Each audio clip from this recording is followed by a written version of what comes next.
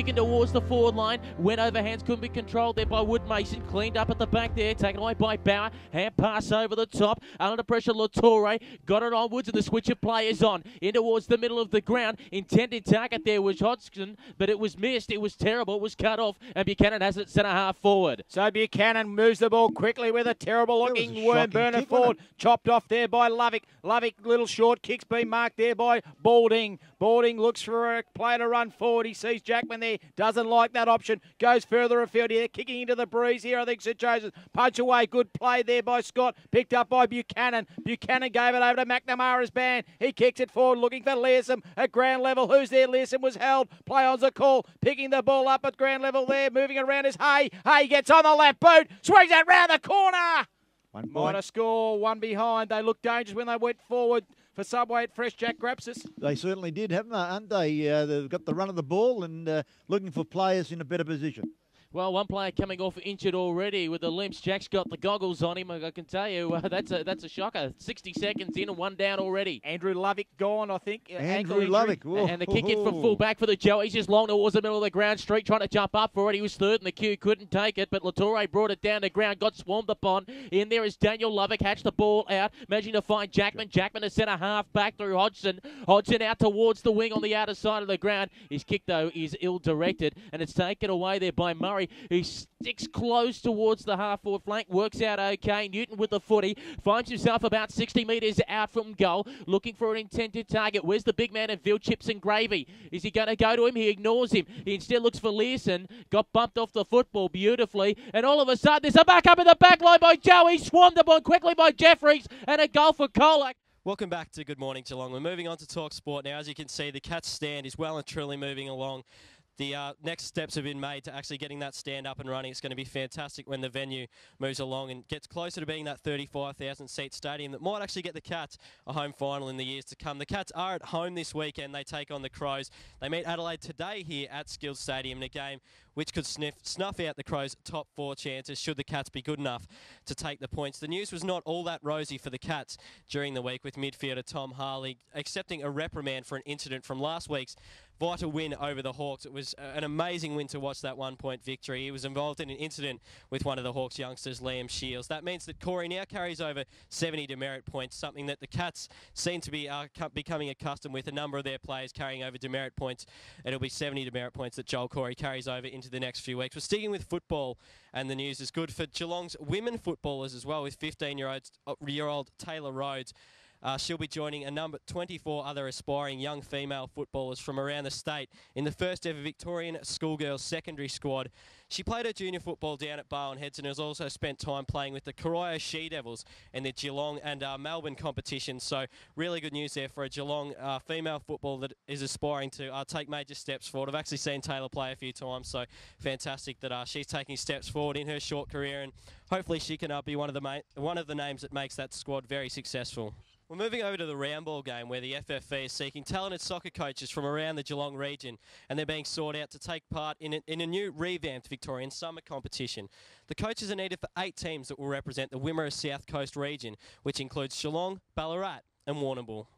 The summer tournament, which also includes regional teams from across Victoria, has been renamed this season and will be called the Victorian Champions League. 13th Beach staged a miraculous comeback to claim this year's GDGA Division 1 pennant title over East Geelong in golf news from this week.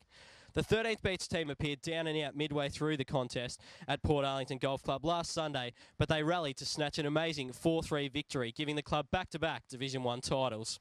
East Geelong appeared set to claim their first title since 1992 when Steve Simmons and Brad Dunn had a convincing 7-6 win in the first 2 matches of the weekend. But then John Owens and emerging young star Peter Babiolakis rallied the 13th Beach side and eventually claimed them their second title running. So well done to the 13th Beach boys there. In local football news this weekend, the BFL game of the round is down at Ocean Grove Memorial Recreation Reserve. That is between Ocean Grove and the Queenscliff Cooters.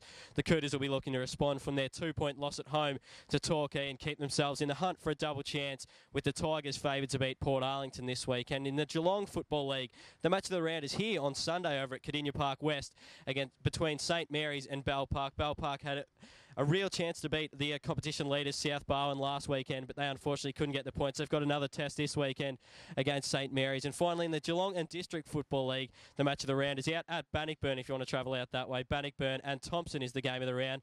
Another big game that people are going to be watching for this weekend is out at East Geelong between East Geelong and Inverleigh. The Eagles looking to snuff out any hopes the Hawks have of making finals this weekend.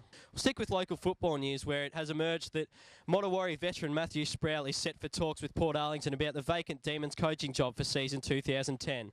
Currently playing with the Warriors, Sproul has been offered the chance to take on the vacant Demons coaching job for next season, but he's also been offered the chance to take on the Warriors job as well, so he's got to weigh up his options over the next few weeks. He's set for talks with the Demons in the next couple of weeks about their coaching job.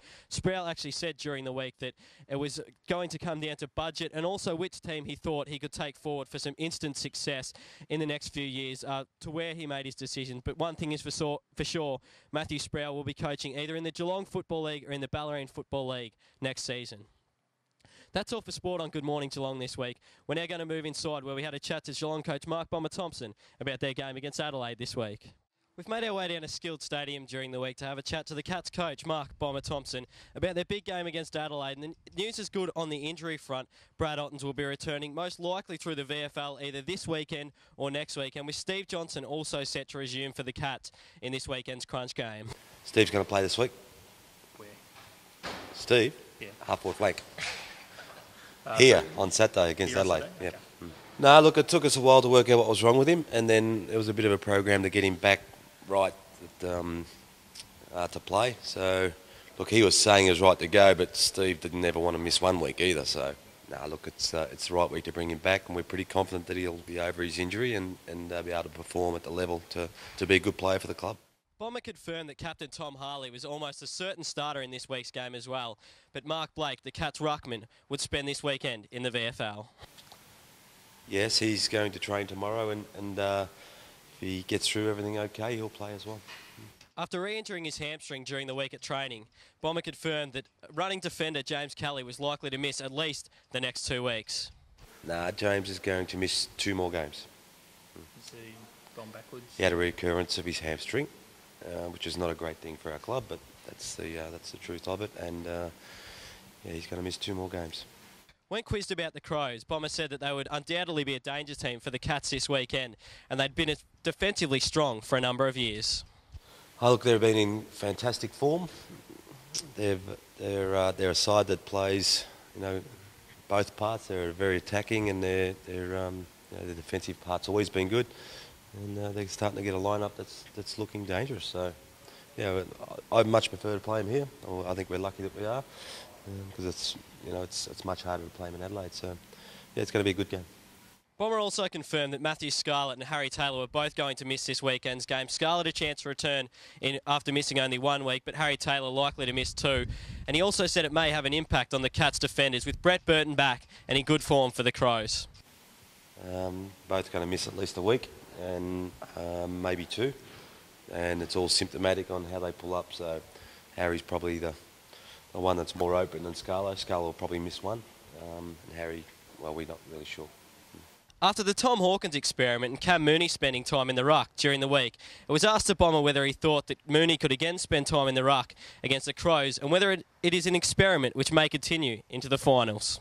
I think so. I think it's been a good experiment to have, and something that's been quite successful. And not only has it sort of helped with the ruck and given us an extra midfielder on the interchange, but it's brought some life into Harley and Mooney, and it would be really hard to play in an area of the ground where the ball you rely on the ball coming down nicely, and if it doesn't get down there that often, it's hard to get a kick. So it's been a good experiment. The Hawkins experiment has allowed the young star to gain some experience up the ground, but also some confidence as well.